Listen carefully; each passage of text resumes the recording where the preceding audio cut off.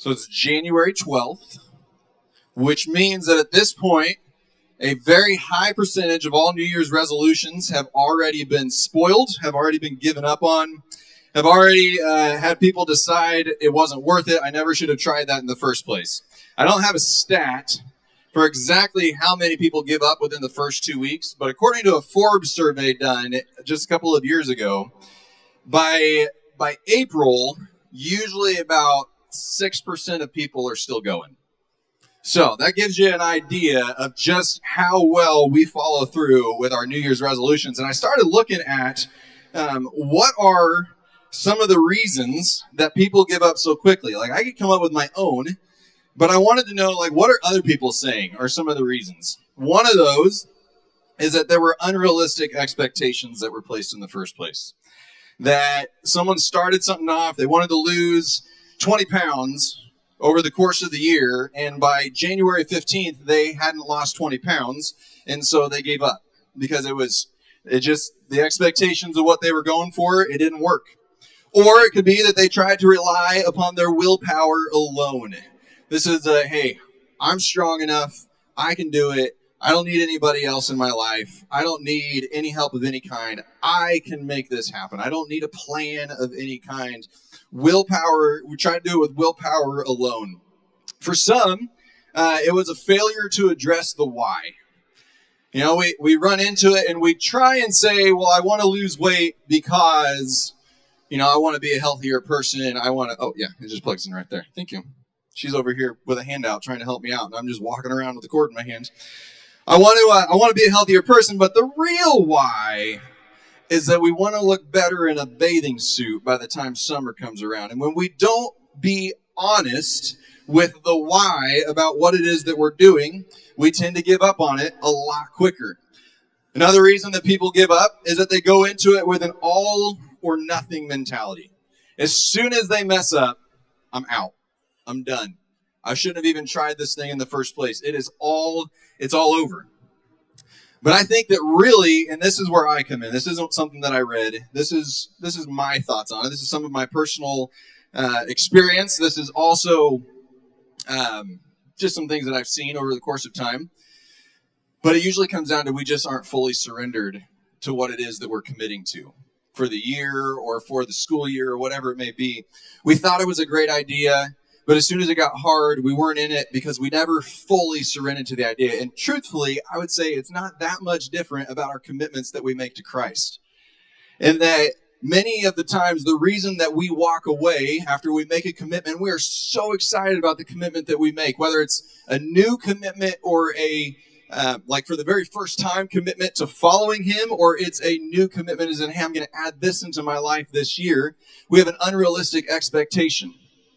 We think that, hey, this is going to be easy to follow him. And then as soon as it's not, we realize, oof, I don't want to do this anymore. I'm out. Or we do it all on willpower alone. It's the same reasons, but it all comes down to we don't fully surrender to him, which he tells us over and over again. The only way this is going to work is if you fully surrender to me. Do you have your mic? I saw it just, Sarah. I don't know where your mic went, my dear. Where did the yellow mic go? Oh, you moved it on me. Okay, hold on. That was a small hiccup in what we're doing up here. But if that's the biggest hiccup that we have, then I'm feeling okay about everything. All right. So we don't fully surrender to him. Now my question is, are you guys ready? Ready. All right, you're sure about this? You're sure you want to do this? Without any input of your own? Absolutely. Can we get the shorter stool? Yes. She just told me I'm too tall. It's the highlight. Hold on, I just want to revel in this moment for just a little bit. I'm not going to say anything for a little while because, it feels good. Do we need the really small chair? Because, if I'm still too tall. No, I am. Kylie, I trust your ability. And you know me well. And besides, if nothing else, you got to look at it for a long time. So if you want it long, keep it long. If you want it short, make it short. Okay, so yeah, Justin has no idea. I've been talking with Kylie, maybe sending some pictures of some cute actors, maybe not with haircuts that I like, but he has no idea what his hair is going to look like. And ever since I met him in college 20 years ago, he's been very particular about his hair. Like, very, very particular. And so this is a pretty big deal that he is letting us do this. It's definitely an act of surrender here. I think you should just keep the ponytails in like that. Here we go. All right. So, whatever you two decided, I'm totally cool with that. But if you could keep just a little bit on the top, I don't want to look like Jim. So I want to be able to express myself a little bit, right? Well, we'll see about that. But I got this so we can make sure we do it really well for you. Is this good? Will you Hey, trust me totally? Hey, you know what? You two, you're in charge. Like I said, Sarah's got to look at it. Yeah, cut away. Here we go. You didn't think about how big my head was, did you? That bowl doesn't really fit. Okay, we're leaving the bowl. So Sarah wasn't wrong. The truth is, I do like my hair, and I love rubbing it in the faces of the bald people in the room that I still have some. Oh, thank you. Thank you. Didn't mean to scare you there. I thought of this a little while back, and really, truthfully, the past week I've had those moments where I look in the mirror, and I'm like, but I kind of like it long. Like, it's not too late to back out on this. It's not too late to change my mind. Nobody, except for these two, know that this is going to happen. And so I try to consider, okay, how can I still fully surrender my hair over to my wife? Because the truth is, she has wanted it short for a while, but she's nice enough that she let me grow it out. I haven't had a haircut since I got my 40s, people. I haven't had a haircut since my 30s. But what I realized was I can't have it both ways. I can't keep my long hair and fully surrender this over to these two. Man. And also, I have to say that I haven't had somebody else cut my hair in like 8 years. It's been me or nobody cutting my hair. So, Kylie, there's a lot of trust going on here. Got lots of hair there. There's a little bit up there. But that's a lot how it is as we're talking about surrender and full surrender. That's what we do with Jesus a lot, if we're being really honest. And I will try to stop shaking my head back and forth. Normally, I walk back and forth, so this is killing me to speak and stay quiet at the same time. Yeah. Or stay still at the same time. But we try and have I want to fully surrender to Jesus, but I also want to make sure that I keep this in my life. Like, Jesus, I will fully surrender to you, but if you ask me to give up X, Y, Z, I don't know that that's going to work out. Jesus, please, like, I'll follow you anywhere as long as I get to live here. You know, I asked you several weeks ago, what would it take to get you, if you've lived your entire life in Knox County, what would it take for you to move out of Knox County? I've talked with a lot of...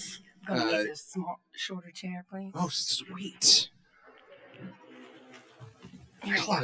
Is that your gray hair down there, or is that my gray hair? That's yours. Oh, shoot. Okay. All right. The truth is that to fully surrender to Jesus, we can't have exceptions in our life. We can't sit there and say, Jesus, I will follow you as long as I get to hang on to this thing that I really like over here. If we try a both and approach, what we end up with is a neither nor. We don't end up with any of it. We lose what it is. I feel so much lighter. We lose what it is that we thought we had that was so good, and we also lose the life that he promised to us. Look down. Okay. For instance, he doesn't guarantee us that we will have a physical home. And for many of us, we'll say, Jesus, I'll follow you, but I want to make sure I live here, or I want to make sure that I live in this home. He says, hey, if you follow me, there's no promise of a physical home, but you will always have a place. He tells us that, you know, as we tell him, hey, Jesus, I'll follow you, but I want to make sure that I have a nice retirement account. He says, hey, if you follow me, I'm not going to promise you financial security, but I will promise you that I will always walk in step with you. and you will always have my power. He says, we tell him, Jesus, I'll follow you, but I want to make sure that I get to stay in touch with my bio family, or I want to make sure that I have a good, big family. And he says, hey, it's not a promise.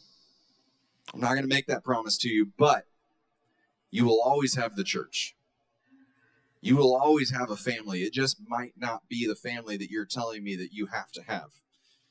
See, we can't follow him and give all sorts of exceptions as to what it's going to be like if we follow him.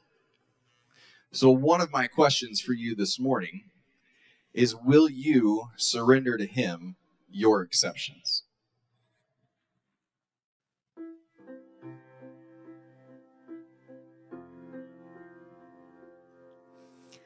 All to Jesus I surrender, all to him.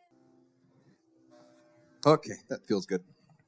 Oh, no. You Yep. ain't done. No, this is good enough. I can take it from here. Are you sure? I did years of cutting my own hair. I'm good. Thank you. Appreciate it. I'll take over from here. Okay, if you say so. Sit back down. No. Sit. Sit down. Sit down. Sit down. You committed. I've done this for years. Sit down. Decade of cutting my own hair. I think I can handle and never finishing has up it on my own. looked like this. I don't know what that I mean, means. Sit down. You committed and you trusted. And if you walk away now, it's going to be incredibly obvious that you didn't let I it can finish. fix it. I can take it the rest of the way by myself. By yourself. Yeah. This is, how to know by yourself? Do I know Really? how to do what? Really? By yourself? Yeah. You're not qualified. Sit down. Sit down. You gave trust over someone that you knew she knew what she was doing. And if you walk away now, it's going to be obvious, even when you do it on your own, that you didn't trust her. Will You it be gave that it up. obvious? I don't know about that. Fine. Okay. Trust her to do her work. I got this. You I promise. surrendered. Okay. Okay. We going? It's a lot more stuff than I have at home. Yep. Professional. Mine are all the same color. Okay. They have numbers on them. That tells me something. We ready? All right. Continue? Continue. Okay. It's not like I have everybody watching me while we're doing this. Me too, No bud. big deal. Me Yeah, too. how you enjoying that, by the way? Yep. Just so you know, Kylie has recently opened up her own salon, and she is taking appointments. So that's how I got a discount on this, is by promoting her salon there. So not really. Actually, we haven't talked about that. But anyway, is that not what? I'll stop moving, I promise. Yep. You don't want zigzags back here. That's true. I had that in high school. Sorry, I ain't doing And that. steps on the side. Anybody else have steps when they were growing up? Yeah. Back when Mike had hair, he had steps on the side. That's what he's saying over here. Sorry, I got to take my shots while I can, because I don't know what it even looks like right now. But no, that's another thing. Let's be real. We do that all the time. It's like, Jesus, here you go. I give it all to you. Now let me tell you how to do your job. Let me tell you what comes next. Jesus, I'm going to, maybe it's a first commitment, or maybe it's a renewed commitment. Jesus, this year, I'm going to read my Bible more. Jesus, this year, I'm going to pray more. Jesus, this year, I'm going to serve more. Jesus, this year, I'm going to make sure that I show up at church this percentage of the time. Jesus, is that buzzing really loud on the microphone? It's really loud in my ear. Okay, that's good. Jesus, this is what I'm going to do for you this year, which are all great things. Serving, reading your Bible, coming to, the gathering of the church together, praying, all fantastic things. But do we ever stop and say, Jesus, what do you want me to work on? Jesus, what area of my life are you wanting me to grow in? They never did my ears when I was young. That's Ever. part of the profession. Jesus, have we stopped to ask him what it is that he wants to do this year? See, Sarah, we've been together. We've been married for 18 years. We were together for 3 years before that. So we're going on over 2 decades here. She knows me pretty well. But she doesn't know me nearly as well as Jesus knows me. Jesus knows us better than we know ourselves, which means he knows what he can do, and he knows what we need to do.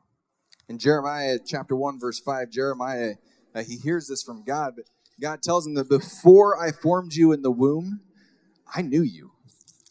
I mean, just stop and think about that. Before you ever came into this world, before the church ever dedicated you, I knew who you were. Stop laughing. In Psalm 139, that's making me real nervous. In Psalm 139, the psalmist writes that you created my inmost being. You knit me together in my mother's womb. I praise you because I am fearfully and wonderfully made. And in Proverbs chapter 3, the writer writes to us, trust in the Lord with all your heart and lean not on your own understanding. In all your ways submit to him. And here's the promise. And he will make your path straight. Church, how many times do we spend our time trying to make our own path straight?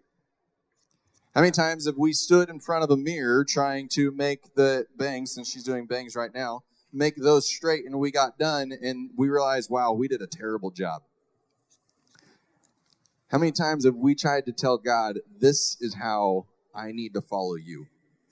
This is how I'm going to grow. And he's sitting there saying, no, if you will just listen to what I have to tell you, I can make your path perfectly straight. And you don't have to wonder anymore. You don't have to sit there and try and figure it out for yourself anymore. James tells us that if we'll submit ourselves to God and resist the devil will flee from us. But the submission to God comes first.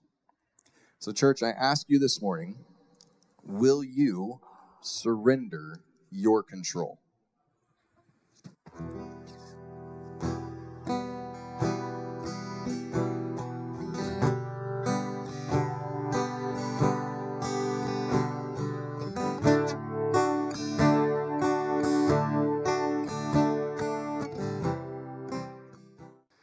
So, Kylie, when we're done with this, there will be, this is a commitment for a year. I don't remember if Sarah said that or not. This is only a commitment for a year. This isn't the rest of my life.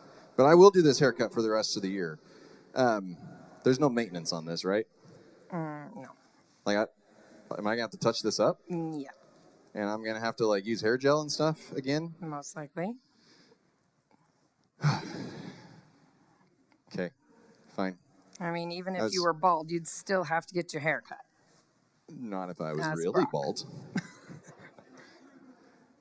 No, that's true. And it wouldn't that be so nice if our hair never took any maintenance whatsoever? If we could wake up in the morning. I mean, I know I've got 2 daughters, and they've got long hair. And sometimes I tell them, why don't you just sleep in later instead of getting up to do your hair? Or I've got a wife who does the same thing. But instead, they get up and they do their hair. And over the course of the past year, it's taken me longer than it ever did before, although not that much longer. Let's be real. You saw my hair. But it takes time and it takes maintenance. And unless you are actually bald, meaning like the hair literally doesn't grow, you still have to shave it. You still have to come along and you have to maintain it. I was actually talking to somebody, and I won't mention who it was, but over the course of the break, they let their bald hair grow out a little bit, and they had bedhead on day 2, which I'm like, dude, like, it's shorter than my facial hair. But he swore that there was bedhead going on with it. There was still maintenance involved in it. And that's a lot, again, of what we do in our walk with Christ, that we say, okay, we're going to bring in all of these expectations as to what this is going to be like. But to follow through with following Jesus, we have to surrender the expectations that we're walking into it with. You know, expectations like the Christian life, it's full of ease. It's like walking through a field of flowers, and there's a rainbow at the end, and of course there's a pot of gold at the end of the rainbow, and everything smells good all the time, and it's a perfect life. But instead, Jesus said that in this world, you will have trouble. But take heart, because I have overcome the world. So he tells us, hey, that expectation you have of an easy life, I'm not promising that. In fact, I'm promising the exact opposite. You're going to have trouble in this world. And we won't spend a ton of time this morning talking about what that trouble looks like, but it'll be there. He says, take heart, I've overcome it. Or we have that expectation, that the Christian life is just, everybody's so full of love and laughter, and there's never any struggles, and there's never any sadness or anything like that. But Peter wrote to us that, for to this you have been called, because Christ also suffered for you, leaving you an example so that you might follow in his steps. He suffered, and then he said, we're going to follow in his steps. It's not the expectation that we like to tell kids back in MC Kids that, hey, there's going to be hardship and there's going to be suffering. Or we go in with the expectation that I will be stronger than I have ever been before. I will never have a moment of weakness in my life. But instead, what Jesus tells is sufficient for you. For my strength is made perfect in your weakness. You're still going to have weakness, but my strength is made perfect there. And Paul is actually the one quoting Jesus there. Just a verse later, he tells us that for when I am weak, then I'm strong. It's not that all of a sudden I can do all this with my own willpower because I'm so strong. It's that, no, now there is one who is walking beside us, giving us the strength that we need. He won't always lead you, church, to what's comfortable, but he will lead you to what is doable with him. It won't always be easy. It won't always be fun, but it will be doable. And when we do that, we find that we have greater purpose than we ever imagined that we could have. So what if this year he's actually asking you to get a little bit uncomfortable? Will you let him make you uncomfortable? Or will you hold on to those expectations that you had walking into this? Will you surrender your expectations?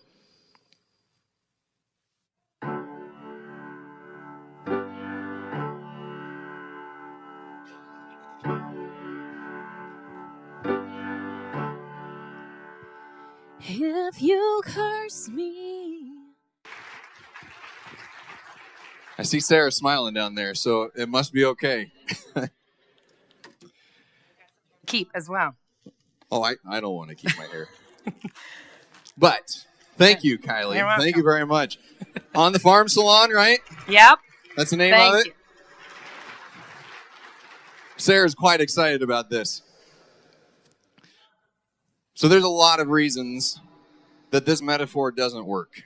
And I could walk through all the different reasons. I could walk through the fact that long hair is not a sin. And so it would be okay if I kept my long hair. I could walk through how Sarah and Kylie, they're not Jesus. And, they're not the Father. They're not the Holy Spirit. They don't perfectly represent them. I could walk through all the different reasons as to why it doesn't work. But I want to walk through why it does work first. And one of those is that there is a cost to surrender. It comes, we might like to teach people that it doesn't, and I wish that we didn't do that, but surrender comes, any kind of surrender comes with a cost. We know that deep down, but for some reason, so many times when it comes to our relationship with Christ, we don't want to think that it does. We want to think that it's just to flip the switch and then everything is easy and everything is nice. It wouldn't be called surrender if there wasn't something that we're giving up. And that brings a fear inside of us as far as what it might be that he's going to ask us to give up. The truth is, there were a lot of days I looked in the mirror and was like, why in the world do I have long hair in the first place? I hate this. It's a lot of work. It doesn't look good. I actually trimmed like a half an inch off of it, and then all of a sudden everyone starts going, oh, you look like Jesus from The Chosen. I'm like, oh my goodness. Like, there was always something at the next step. But when it came time for it, I'm not lying. I can't say that I wanted to do this. I can't say that I wanted to get rid of it. If I'm being completely transparent with you, it had become part of my identity. That it was kind of fun to be nicknamed the hippie long-haired pastor of Knox County. It was at least an identifier for me. And that might have been part of the reason why it was time to get rid of it. Might have been part of it. Because I was starting to find my identity in something on the outside. But there was a cost to it. I had to get rid of that. I had to lose that. And it's the same way as we follow him. Paul said that for me, I'm going to try and stay on this so I don't track hair everywhere, but Paul said that for me to live is Christ, but to die is gain. He says, I'm giving my entire life over to you, Jesus. And if I die, if my life is actually what it is that the cost is, man, that is so much gain. That is so much That is so I'm farther ahead when I give it up. We tend to focus in our fear, in our control, in our expectations, we focus on the cost. But Christ is focusing on what comes next. We focus on the price while he's focusing on the product of what's at the end. Anybody who has had children around them who are just scarfing down sugar knows this. And really, for any of us who have been children, so I think that covers all of us, we know this inherently, that there comes a time when an adult steps in and says, no more sugar. And the kid goes, but I want the sugar, and the kid is only focused on what is being lost, whereas the adult is focused on, yeah, but guess what? Now you won't puke. The adult is focused on what is being gained. And Jesus is the same way. The other reason that I think this works, Tom, we're gonna skip several of the next slides. But here's the other reason that I think this works. And this one, I didn't actually, so I thought of this idea a couple of months ago, and I talked to Kylie probably a month and a half ago, and I mentioned it to Sarah. And then I thought, I had my moments of wanting to back out, but it was when I went home over Christmas break, or when I went to Kansas. This is home, just to be clear. When I went to Kansas, the home that I grew up in, over Christmas break, I was driving down Main Street, and I drove by the place that I grew up getting my hair cut when I was growing up. And I hadn't thought of this until that moment, until I realized I grew up at a place, or I got my hair cut in a place called New Creations when I was growing up. In fact, just so you're not doubting me, that was it right there. That's where I grew up getting my hair cut. The New Creation Style Salon. And we are told that when we give our lives to Christ, when we fully surrender our lives to Christ, we are made into a new creation. The old has gone, and the new has come. Behold, all things have become new. Church, when we surrender to him, and if you'll watch your email this week, I'll send out what I left out here this morning as far as some ideas as what that looks like and how that looks. But when we surrender to him, he takes those old things that really aren't as good as we like to tell ourselves that they are, and he makes them into something newer and better. He makes them into something that we want to keep with us forever. He takes the old creation and he makes it new. But church, it takes full surrender in order to get to that point. So I would ask you, as we're in 2025, I'm not asking you to make a New Year's resolution this morning or anything like that, or a new commitment. I'm just simply asking you, will you surrender your excuses? Will you surrender your exceptions to following him? Will you surrender your control in your relationship with him? Will you surrender your expectations as far as what this looks like? And simply say, Jesus, I surrender it all to you. This life that I have, this is for you. We're going to take a deep dive over the course of 2025, and we're going to look really deeply as what does Jesus say that life of following him looks like. And I know that's what we should be doing all the time, right? We are in church after all. But in a different way, because I want us to be consistently asking the question this year, what if, as we surrender this to him, what if he was serious? When he said the things that he said and he lived the life that he'd lived, what if he was serious about this being what it is to fully surrender to him? I'm going to invite you to stand if you would like to stand, to sit if you need to sit, but to come to the altar and say, God, look, I'm going to, with my feet and my legs, physically express to you that I'm surrendering everything to you as we move forward into this next week, as we move forward into this next year. That God, I know that I don't know exactly what this looks like, and I'm not going to tell you what all the areas are that I'm going to surrender. I'm just going to say I'm going to surrender it all. And then, God, I'm going to trust you to show me what that looks like each and every single day.